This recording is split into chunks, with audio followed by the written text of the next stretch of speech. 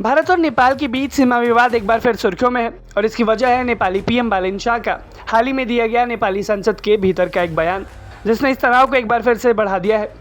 लेकिन अब एक और बड़ी खबर सामने आ रही है जो नेपाल और भारत के रिश्तों से जुड़ी हुई है। और एक खबर यह है कि नेपाल की सत्ताधारी पार्टी यानी कि राष्ट्रीय स्वतंत्र पार्टी आरएसपी के अध्यक्ष और नेपाल के पूर्व उप प्रधानमंत्री रवि लामिछाने ने 5 दिन की भारत यात्रा पर आ रहे हैं। जी हाँ, रवि लामिछाने जो कि बालेन शाह की ही पार्टी के अध्यक्ष है, वो भारत दौरे पर आ रहे हैं। और भारत दौरे पर सरकार के निमंत्रण पर नहीं, बल्कि यहाँ की सत्ताधारी पार्टी यानी बीजेपी के निमंत्रण पर आए।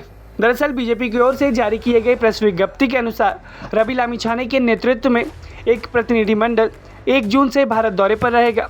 इस दौरान उनकी मुलाकात बीजेपी अध्यक्ष नितिन नवीन और पार्टी के वरिष्ठ नेताओं से नई दिल्ली में होगी। बीजेपी की ओर से जारी विज्ञप्ति में बताया गया कि इस यात्रा का उद्देश्य दोनों पार्टियों के बीच औपचारिक संवाद शुरू करना है और संगठनात्मक कार्यप्रणाली, लोकतांत्रिक प्रक्रियाओं और जनसंपर्क मॉडल पर विचारों का आदान प्रदान करना है। रवि लामिछाने की यात्रा बेहद खास मानी जा रही है क्योंकि भारत और नेपाल के बीच सीमा विवाद को लेकर लगातार तनाव बना हुआ है और हाल ही में नेपाली पीएम बालेन शाह ने एक ऐसा बयान दिया जो कि इस तनाव को और बढ़ा सकता है। बालेन शाह ने अपने बयान में ये कहा कि सीमा विवाद के समाधान के लिए ब्रिटेन तक से बातचीत करने की उन्होंने बात उठा दी है।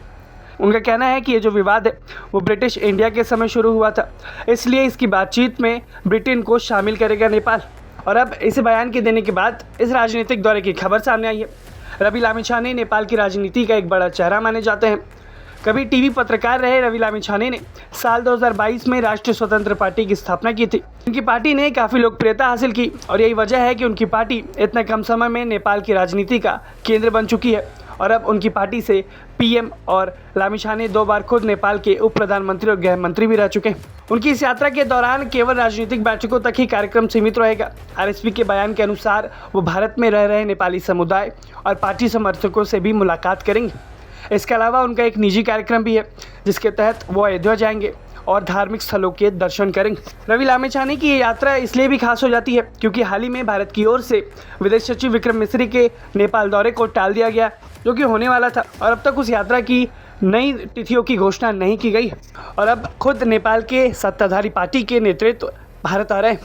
यानी एक तरफ तो नेपाल लगातार तनाव बढ़ाने वाले बयानबाजी कर रहा है, लेकिन दूसरी तरफ उनके पार्टी के शीर्ष नेतृत्व भारत के दौरे पर आ रहे हैं। इस दौरे को लेकर क्या कुछ राय रखते हैं, हमें कमेंट बॉक्स में ज़रूर बताएं। ब्यूरो रिपोर्ट, भारत तक।